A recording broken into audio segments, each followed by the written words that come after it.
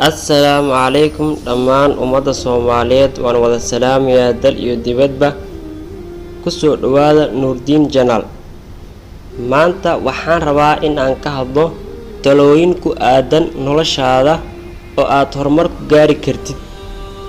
sida aan ognahay shakhsi kasta isaga ayaa horumarin kara noloshiisa qof kastaba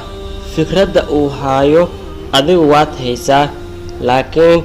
farqiga idin dhaxeeyo waa taadaada shaqo gelinin qofkani fikradihiisii iyo damaca nolosha uu ka leeyahay waa shaqo galiya himadiisii sare ayuu tiigsanayaa oo ku ad go'aan ad ah adigu waxba ma dhaantid qofkaasi qof maanta wax ku dheer dunida ma joogo inta uu ku dheer yahay waa shaqada tirada badan uu geliyo oo kaliya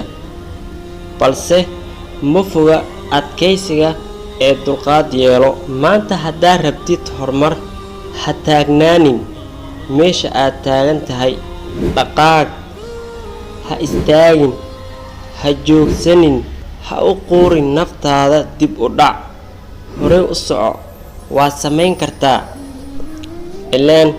horaa loo yiri quustaa ma gaaro qorshe yeelo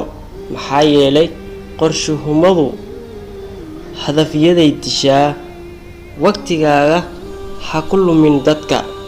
riyo sare tiigso hamigaaga ha ka weynaado cabsidaada wax kasta oo meel ku gaarsiinaya ku shaqee ku dadaal wixii muhiim ku ah waqti looma waayo waad ku mahadsan tahay daawashada fiidiyowga fadlan walaal hadaa ka heshay fiidiyowga like noo saar fikirkaagana hoos noogala wadaag waa mahadsantahay